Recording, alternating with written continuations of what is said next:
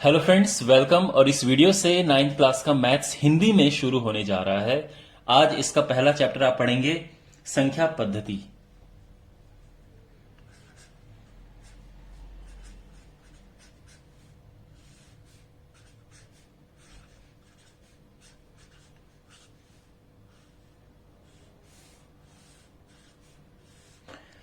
संख्या पद्धति का यह पहला पार्ट है और सिंपल लैंग्वेज में मैं आपको मैथ्स समझाऊंगा। हर एक वीडियो में कुछ कुछ एक्सप्लेनेशंस होंगी। बहुत इजी लैंग्वेज में मैं आपको मैथ्स समझाऊंगा। तो आप सारे वीडियो आप फॉलो करना। हर एक वीडियो पे आपको सीरियल नंबर मिलेगा, video number 1, video number 2, part 1, part 2, इस तरह से। तो आप सारी वीडियो फॉलो करना, कोई मिस मत करना। तो पहला पार्ट है और इसमें मैं आपको बताता हूं बेसिक चीजें। क्या क्या बेसिक चीजें इसमें है। सबसे पहले वास्तविक संख्याएं क्या होती हैं,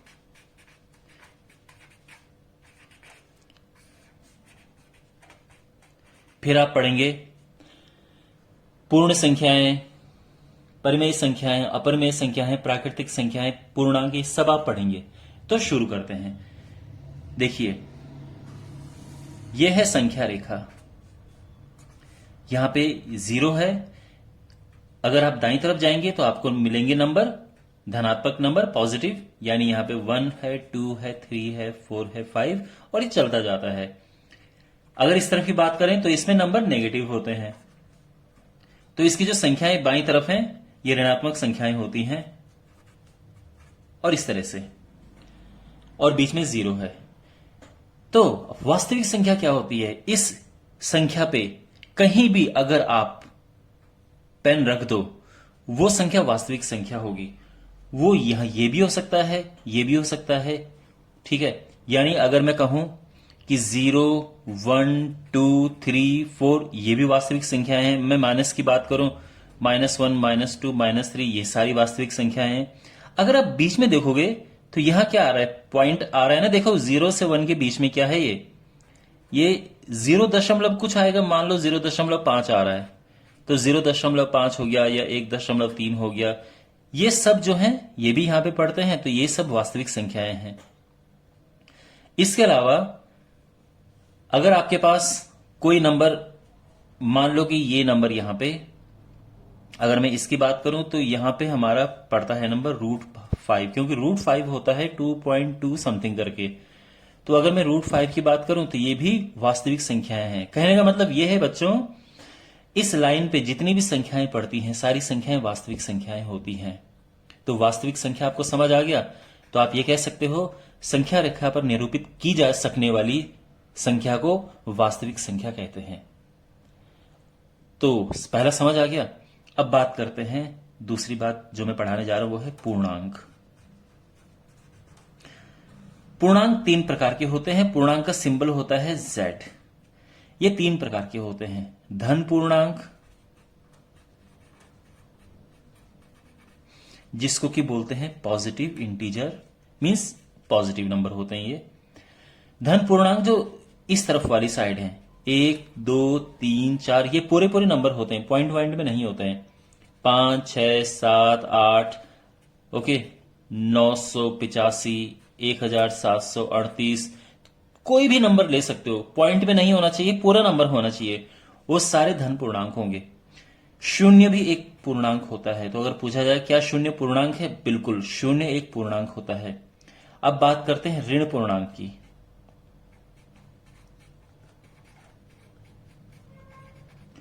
ऋण पूर्णांक जो नेगेटिव नंबर होते हैं, नेगेटिव इंटीजर्स। ऋण पूर्णांक जैसे -1, -2, -3, -4, -854, -17532 ये जो नंबर है पूरा होना चाहिए, माइनस में होना चाहिए, पॉइंट वगैरह नहीं होना चाहिए। तो ये ऋण पूर्णांक हो गया है। तो धन पूर्णांक, शून्य और ऋण पूर्णांक। तो पूर्णांक आपको समझ आ गया, ठीक है। तो ये आपको समझ आ गया। अब बात करते हैं इसकी प्राकृतिक संख्याओं की। प्राकृतिक संख्या, प्राकृतिक संख्या जो है वो 1 से शुरू होती है। 1 2 3 4 5 6, ये समझो जितनी धन पूर्णांक संख्याएं हैं वो सभी प्राकृतिक संख्याएं होती हैं। ये जितनी आपको दिख रही हैं सभी प्राकृतिक संख्याएं हैं। तो प्राकृतिक संख्या समझ आ गया। प्राकृतिक संख्या 1 से शुरू होती है। सबसे छोटी प्राकृतिक संख्या 1 होती है।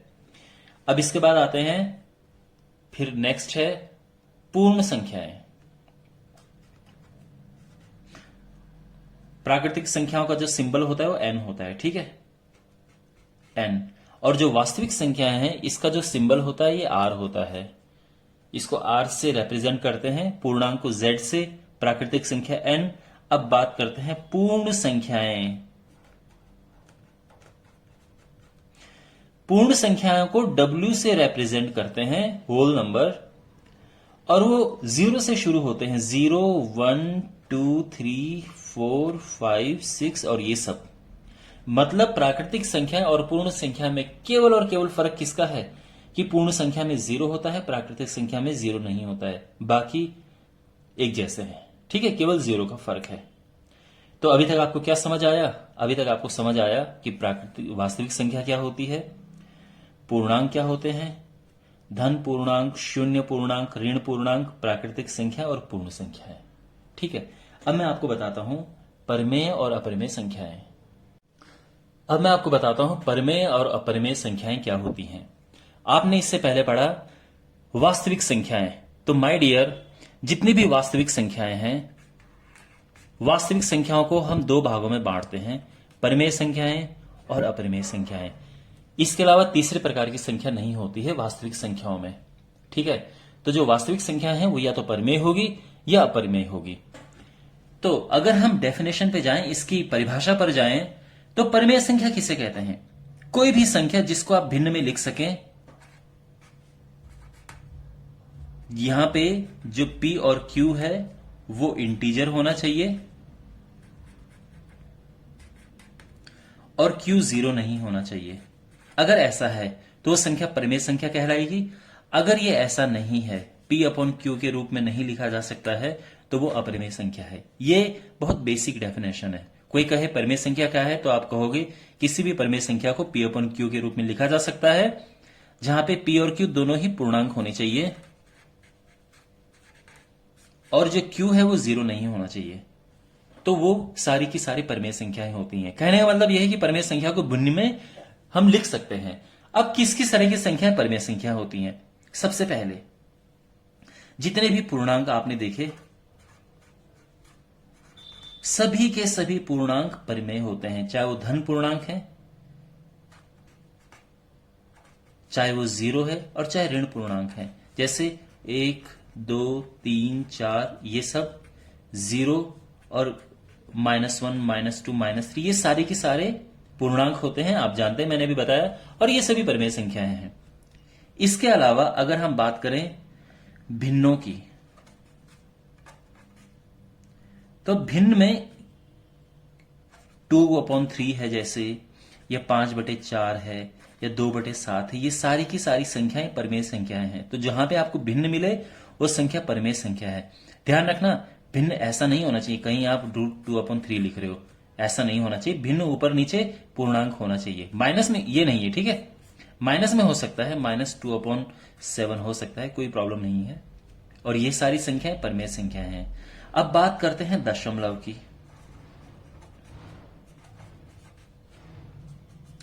दशमलव में देखो बच्चों, दशमलव 2 प्रकार के होते हैं। एक ऐसे दशमलव जो रुक जाते हैं, जैसे 1.2 हो गया, 7.89 हो गया, ये रुक गया है ना। 6.24162 ये भी रुक गया है। 0.0100100001 ये भी रुक गया है। 0.3333 यहां पे। तो ये सारी की सारी संख्याएं परिमेय संख्या हैं। रुकने का मतलब डॉट डॉट डॉट नहीं होना चाहिए। तो ये सब संख्याएं परिमेय संख्याएं हैं। इसके अलावा अब ऐसी संख्याओं की बात करते हैं जो संख्याएं कैसी हैं, जिनके पीछे डॉट डॉट लगा होता है, ठीक है, यानी वो रुकती नहीं है। तो ऐसी संख्याएं मैं आपको बताता हूं। ऐसी संख्याएं 2 प्रकार की होती है। मैं ये डब्बा क्यों बना रहा हूं अभी आपको समझ आ जाएगा। तो 2 प्रकार की संख्याएं होती हैं। एक ऐसी संख्या जिसका एक जैसा नंबर रिपीट हो, जैसे 3 है, 3 dot dot dot dot dot, ये जो संख्या है, ये संख्या रिपीट, एक जैसा रिपीट हो रहा है, इसको वैसे हम क्या कहते हैं, आवर्ती भी कहते हैं। ये आवर्ती दशमलव है। और ये जो संख्या है ये परिमेय संख्या होती है, ध्यान रखना। अगर मैं कहूं 0.161616 डॉट डॉट डॉट, यहां पे भी आप देख सकते हैं 16 16 16 ये रिपीट हो रहा है ना, ये भी परिमेय संख्या है। ओके, 432.7125125 डॉट डॉट डॉट, तो यहां जैसा भी है, लेकिन ये 125 आ गया यहां पे, तो यानी ये भी परिमेय संख्या है। लेकिन माय डियर, अगर हमारे पास संख्या हो 0.0100100001 डॉट डॉट डॉट, यानी अगर गैप बढ़ता जाए, वो अपरिमेय संख्या होती है। ध्यान रखना, बहुत इंपॉर्टेंट बात बता रहा हूं मैं ये। अगर यहां पे मान लो कोई संख्या है 4.61611611 डॉट डॉट डॉट, देखो गैप फिर बढ़ रहा है ना, तो ये संख्या भी अपरिमेय संख्या है। अगर मैं बात करूं 0.8737337333 डॉट डॉट डॉट, ये भी अपरिमेय संख्या है। अब आप मुझे बोलोगे कि सर आपने यहां पे तो ऐसा कुछ लिखा नहीं। माय डियर, यहां पे मैंने डॉट नहीं लगाया, तो डॉट नहीं लगाया तो यानी ये संख्या यहां पे रुक गई है, और ये संख्या इसीलिए परिमेय है। अगर मैं यहां पे डॉट लगा देता तो ये संख्या अपरिमेय संख्या हो जाती। तो क्या आपको परिमेय और अपरिमेय संख्या समझ आ गया है? आराम से इसको देखो, वीडियो पॉज करो, समझो इसे। इसके अलावा जिन संख्याओं को वर्गमूल पूरा नहीं निकलता वो अपरिमेय होती हैं। जैसे √2, आप जानते हैं √2 का वर्गमूल पूरा नहीं निकलता है भाई। अगर मैं यहां पे बात करूं, √4 की, आप जानते हैं ना √4 2 होता है, 4 का वर्गमूल 2 होता है, 9 का वर्गमूल क्या होता है, 3 होता है। तो अगर कोई पूछे आपसे कि बताओ क्या वर्गमूल 16 परिमेय संख्या है, आप बोलो बिल्कुल परिमेय संख्या है, क्योंकि ये आंसर 4 आता है इसका। लेकिन अगर √3 में लिखूं तो वो अपरिमेय संख्या है, क्योंकि इसका वर्गमूल पूरा नहीं निकलता है। इसी तरह से √5 की बात करूं, ये भी अपरिमेय संख्या है, क्योंकि इसका वर्गमूल पूरा नहीं निकलता है। √4 इसका निकल जाता है 2, इसलिए ये परिमेय संख्या है। तो आपको समझ आ गया? ओके, अब फाइनली इसको सम अप करते हैं। पूरा मैं आपको हल्का क्विक रिवीजन करवा देता हूं। देखो माय डियर स्टूडेंट्स, ये क्या है? ये सारा का सारा वास्तविक संख्याएं हैं।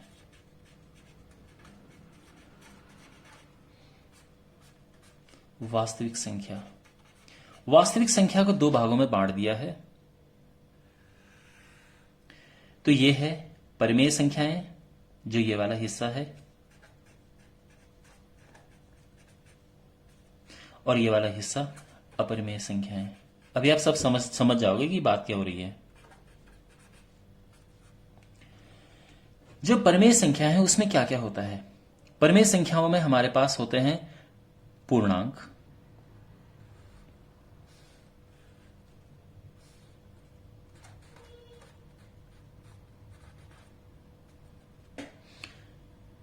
इसके बाद इसमें होते हैं भिन्न संख्याएं, ठीक है। अच्छा, दशमलव का सीन अलग होता है। ये जो मैं यहां पे डब्बा बना रहा हूं, ये इस तरह से बना देते हैं, थोड़ा सा डिफरेंट कलर में, क्योंकि ये दशमलव है। अब दशमलव, कुछ संख्याएं क्या होती हैं, परिमेय होती हैं, और कुछ संख्याएं अपरिमेय होती हैं। तो ये जो डब्बा है ये है दशमलव का, ठीक है। दशमलव में ऐसे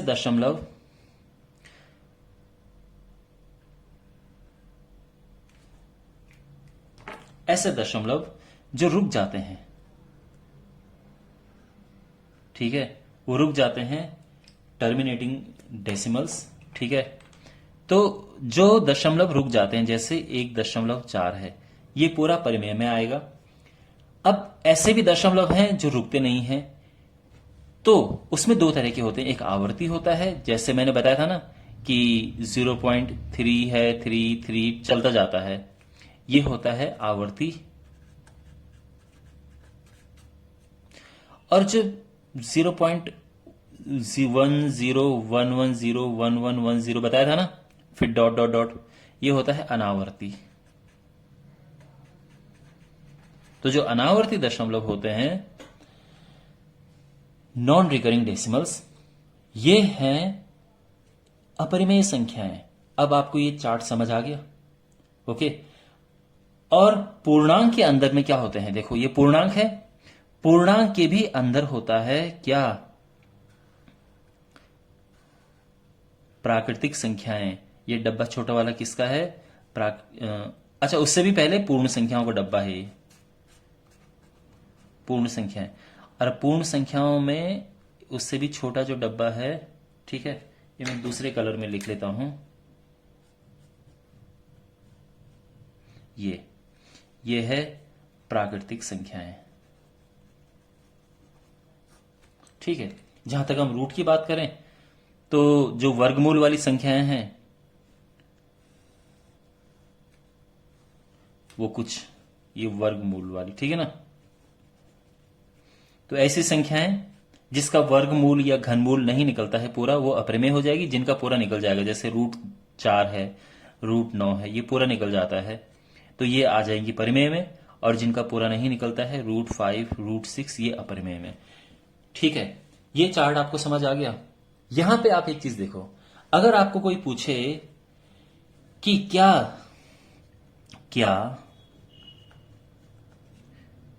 सभी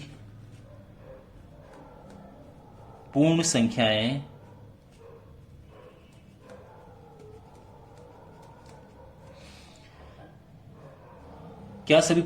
प्राकृतिक संख्याएं होती हैं, तो आपका आंसर होगा, बताओ, नो। क्यों भाई? 0 एक पूर्ण संख्या है, पर यह प्राकृतिक तो नहीं है ना, तो सभी पूर्ण संख्याएं प्राकृतिक नहीं होती है। लेकिन अगर मैं उल्टा लिखूं, क्या सभी प्राकृतिक संख्याएं पूर्ण संख्याएं होती हैं?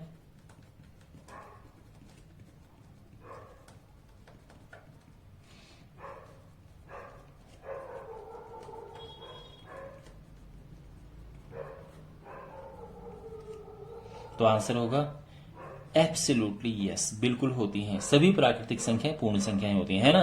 देखो, प्राकृतिक के अंदर है तो सारी प्राकृतिक संख्याएं पूर्ण संख्याएं हैं, सारी पूर्ण संख्याएं पूर्णांक होती हैं, और सारी पूर्णांक परिमेय होते हैं, और सारी परिमेय वास्तविक संख्याएं होती हैं।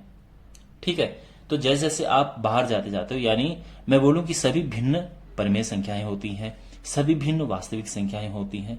ठीक है, तो आई होप आपको समझ आ गया होगा। तो ये जो पार्ट है, आई गेस आपको समझ आ गया होगा। अब अगले वीडियोज में मैं कुछ इसके क्वेश्चंस लेके आऊंगा। ऑलराइट, सो अगले वीडियो में मिलते हैं। Take care.